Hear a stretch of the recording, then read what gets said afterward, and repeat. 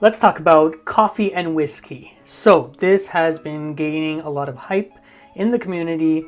I'm going to give you my thoughts on it, whether or not it's a worthy purchase from Bath & Body Works, and whether or not you should be really spending that much money on a mall fragrance.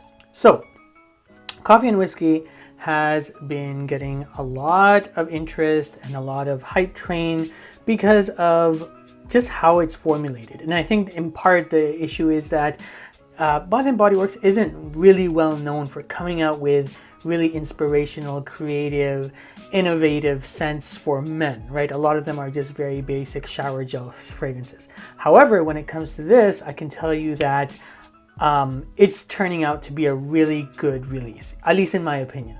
So here are my thoughts on it. What do you need to know about coffee and whiskey? Coffee and whiskey, well, as the name says, there's coffee and there's whiskey in it. This is it says cologne spray for men, right? Cologne spray for men. When you look at the box, it just says cologne on it, which I think in this day and age, quite frankly, a lot of things are being conflated: eau de parfum, eau de toilette, cologne, eau de cologne, so on and so forth. So I wouldn't put a lot of stock in saying that this is a cologne because of how this thing performs. What do you get from this fragrance? I'm going to tell you, I've spent quite a bit of time with it.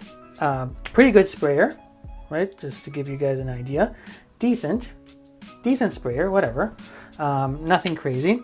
But what do you get with this fragrance, especially when you try this on your skin? So the first thing, once you spray this on your skin, the first thing you're going to get is what it smells like in the morning when you grind your coffee. So if you grind coffee beans in the morning, that's what it smells like in the opening.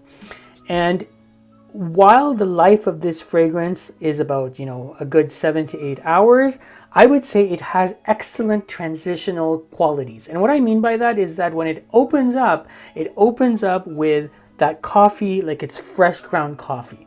And then it transitions into like a latte or a mocha. So essentially think of like, a coffee with milk, with cream, with Irish cream. I don't drink, so I don't know what whiskey actually smells like, but there is a boozy element to this as well. So once you spray it, I would say only for the first maybe 5 to 10 minutes, the initial opening, if you put your nose close to it, you can actually smell like fresh ground coffee. And then it transitions into that creamy, whiskey, boozy element as well. When would you wear something like this, right? When would you wear coffee and whiskey? I think this is fantastic for this period right now. I wore it to an apple orchard. It has very fall elements to this fragrance. It has these elements of very coziness, warmth, flannel. If you put all those pictures together, this is what you get from this fragrance. It's very some coffee fragrances you get something that will wake you up in the morning. This isn't that, right? This isn't actually going to a vibrant coffee note that's going to awaken all your senses. This is much more of a very cozy, it has elements of very much warmth to this fragrance. So definitely evenings, nights, you could probably wear this during the winter on the inside. I get very good performance from this. Projection, 3 or 4 sprays will get you 7 to 8 hours. Excellent projection, excellent performance. I think it's really a lot of value to this scent, especially coffee and whiskey. Now, Bath & Body Works, what you need to know is if you're going to go to Bath & Body Works and you're going to pick this up, there are a couple of things I need to recommend for you. Okay, there's a lot of scents, there's a lot of things happening in Bath & Body Works, lotions, sprays, mists, candles, etc., and the very small men's fragrances, right? So try this on your skin and then walk out of there, because you really want to experience it outside of that element, outside of that store, so you don't get ambushed with all of the senses, all of those things that are happening in the store with all the everything else that's in that store. This is the only fragrance in my collection of I don't know how many from Bath & Body Works. Not because I think that they're a terrible company. I have several candles from Bath & Body Works.